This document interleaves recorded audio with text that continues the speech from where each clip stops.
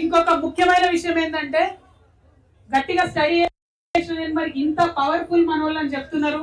మరి వీళ్ళ సంగతి ఏంటని స్టడీ చేస్తే వాస్తవానికి 10 నుంచి 15 లక్షల రూపాయల మెటీరియల్ పట్టుకొని మీరు పోయి ప్రతి బిల్డింగ్ లో పనిచేస్తున్నారు. మామూలుగా 2 లక్షల రూపాయల వర్క్ ఉన్నా కానీ 6 నుంచి 7 లక్షల రూపాయల మెటీరియల్ మీరు అక్కడ డంప్ చేస్తేనే మీరు ఆ 2 లక్షల రూపాయల వర్క్ చేసే పరిస్థితి ఉన్నది. కానీ వాళ్ళకి జరుగుతున్నది ఏంటి? ఆ 2 లక్షల రూపాయల వర్క్ కోసం మీరు ఆడికి పోతే కనీసం మీ మెటీరియల్కి ఎక్కడ కూడా సెక్యూరిటీ లేనటువంటి పరిస్థితి ఉన్నది. దాచిపెట్టుకోవడానికి కనీసం ఒక రూమ్ ఒక లాకర్ ఇచ్చేటటువంటి పరిస్థితి లేదు. అన్నిటికన్నా దారుణం ఇక ఈ గుంపు మేస్త్రి వచ్చినప్పటి నుంచి మొత్తం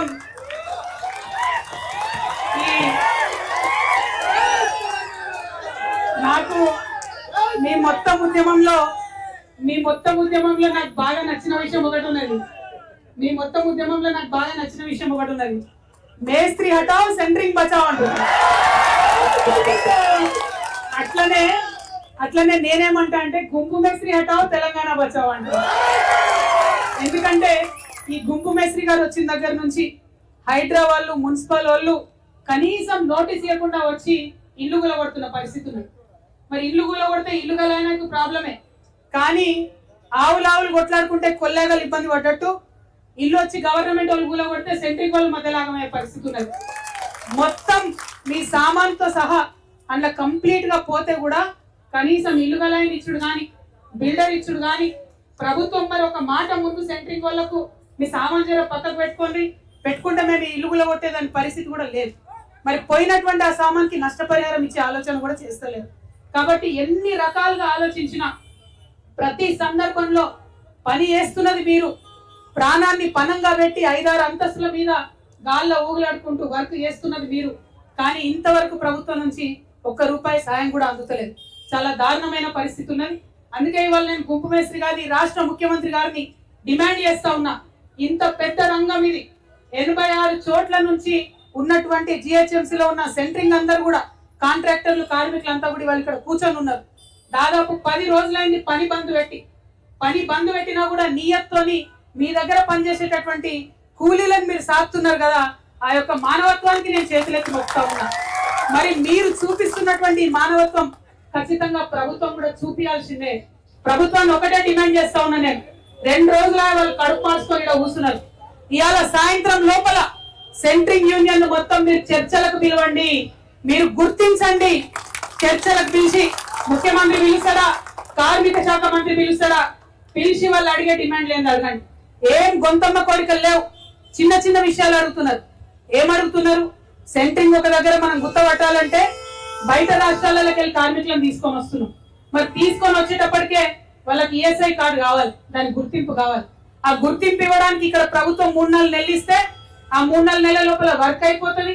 ఆ వర్క్ అయిపోయే పరిస్థితులు ఏదైనా చిన్న ప్రమాదం జరిగితే ఆ వర్కులు వచ్చే లాభం మాట దేవుడరు, మొత్తం పైసలు వాళ్ళకి అప్పైపి బీఆర్ ఓడిస్తుంది వాళ్ళ పరిస్థితి ఉన్నది. మరి అట్లా చేయకుండా ఇమీడియట్ గా బయట నుంచి వచ్చేటటువంటి కార్మికులకు ఈఎస్ఐ కార్డు ఇవ్వాలని అంటున్నారు. ఎందుకోసం ఈఎస్ఐ కార్డు అడుగుతున్నారు? నిజంగా కూడా ఎల్లని జీవితాలు. ఈ పని తప్ప ఇంకో పని రాదు కాబట్టి, ఈ పనులనే ఉంటున్నాం, ఈ పని నేర్చినాం కాబట్టి ఇదే పట్టుకునే ఉన్నాం. కానీ నిజానికి పెద్ద ప్రాఫిట్ అయితే వస్తలేదు. అయినా ఎందుకు చేసుకుంటూ ఇంకో 10 మందిని బతికిస్తున్నారు. మరి బతికించేటటువంటి సందర్భంలో మనకు వెళ్తలేదు, హాస్పిటల్కి పోవాలన్నా ఖర్చులు వెళ్తలేవు, కూలీలకు హాస్పిటల్ తీసుకుపోవాలన్నా వెళ్తలేదు, పెద్ద కార్పొరేట్ హాస్పిటల్ చూసే పరిస్థితి లేదు. కాబట్టి ఖచ్చితంగా ఈఎస్ఐ కార్డు ఉండాలి.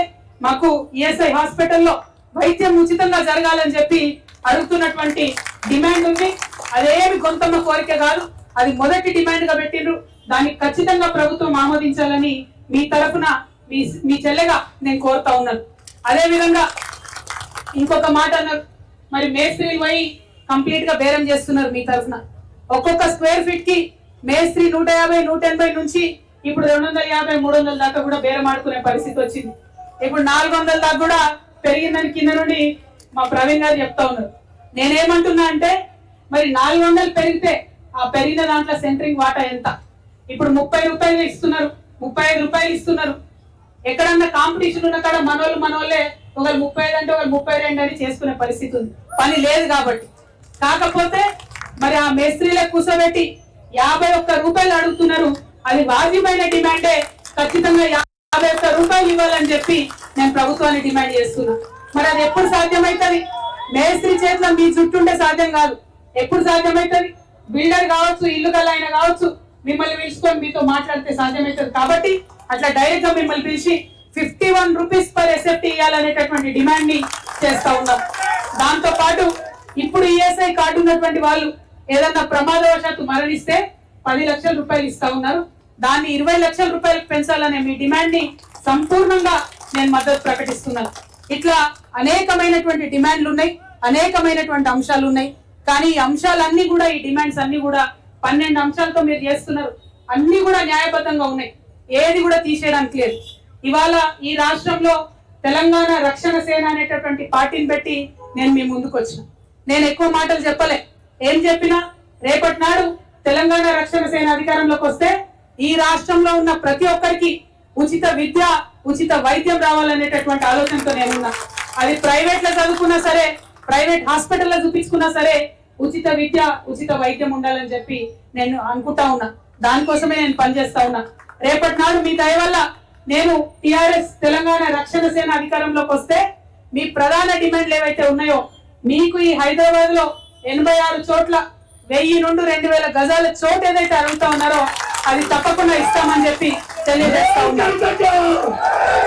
అంతేకాకుండా హైదరాబాద్ విషయమే కాదు, ఇది ప్రతి మండల కేంద్రంలో కూడా మీరు విస్తరించాలి. ప్రతి మండల కేంద్రంలో కూడా సెంట్రింగ్ వాళ్ళు సంఘాలు పెట్టుకోవాలి. వాటిని అక్కడ ఉన్నటువంటి లేబర్ ఆఫీసర్లతో కూడా అనుసంధానం చేయాలని కూడా ఈ సందర్భంగా మేము ఆలోచన చేస్తా ఉన్నాం. మరి మీతో పాటు కలిసి ఖచ్చితంగా నడుస్తాం. హైదరాబాద్ నగరం నిర్మిస్తున్నటువంటి మీ అందరి జీవితాల్లో వెలుగులు నింపడంలో మీ అడుగులో అడుగునై నేను కూడా నడుస్తానని తెలియజేస్తూ, మరి ముఖ్యమంత్రి గారికి ఒకటే ఒక హెచ్చరిక చేస్తా ఉన్నాం. ఇక్కడ నుంచి ఇవాళ ఇక్కడ వచ్చిన వాళ్ళు మొత్తం జిహెచ్ఎంసీలో 86 ఏరియాల నుంచి కాంట్రాక్టర్లు, వారి దగ్గర పనిచేసేటటువంటి స్టాఫ్, లేబర్స్ అంతా కూడా వచ్చి ఉన్నారు. మరి మీరు మర్యాద కొద్ది వాళ్ళని ఇలా సాయంత్రం లోపల చర్చలకు పిలవండి. పిలిచి వాళ్ళకు ఉండేటటువంటి అంశాలని పరిష్కరించండి. లేదు కాదు కూడదంటే వాళ్ళు పంతం పట్టి ఏమన్నారు, మాది అయ్యేదాకా మేము కూర్చుంటామన్నారు. ఇవాళ వాళ్ళు ఒక్కరే కూర్చున్నారు. మీకు 2 రోజుల సమయం ఇస్తున్నాం. చర్చలకు పిలవకపోతే వాళ్ళతో నేను కూడా ఇక్కడ వచ్చి కూర్చుంటా. అది ఎన్ని రోజులైనా సరే మమ్మల్ని పిలిచేంత వరకు, చర్చలకు సమస్యలు పరిష్కరించేంత వరకు కూర్చుంటాం. ఇక అట్లా కాదు ఇట్లా కాదు లొల్లి పెడతాం, ఏం పట్టించుకోమని ముఖ్యమంత్రి గారు అనుకుంటే జిహెచ్ఎంసీ ఎన్నికలు తొందరలో వస్తున్నాయి బిడ్డ, కర్రు కాల్చి వాత పెడతారు మా సెంట్రింగ్ కార్యకర్తలను కూడా ఈ సందర్భంగా తెలియజేస్తూ, మళ్ళొకసారి మరి ఇక్కడ ఇంత పెద్ద ఎత్తున పాల్గొన్నటువంటి సెంట్రింగ్ మిత్రులకు, దీక్ష చేస్తున్నటువంటి మా అన్నలకు అందరికీ కూడా విజ్ఞప్తి, పోరాడితేనే ఖచ్చితంగా ఫలితం వస్తుంది, పోరాడితేనే ఖచ్చితంగా గెలుపు వస్తుంది. ఒక మాట చెప్తారు, గెలిచినోడట గాడి గురించి చెప్పినా బానే ఉంటదట, ఓడిపోయినోడు భగవద్గీత చెప్పినా బాగుండదట. అంటే ఏదైనా పని మొదలు పెట్టామంటే గెలిచేదాకా కొట్లాడాలి. ఆ గెలిచేదాకా కొట్లాడేటటువంటి ధైర్యాన్ని, పంతాన్ని మీ గుండెల్లో నింపుకొని అట్లనే ఉండాలి. మీకు మద్దతుగా మేమందరం కూడా ఉన్నామని ఈ సందర్భంగా తెలియజేస్తూ, మళ్ళొకసారి మీ అందరి కష్టాల్లో పాల్పంచుకునే అవకాశాన్ని నాకు ఇచ్చినందుకు నమస్కారాలు తెలియజేస్తూ, జై తెలంగాణ.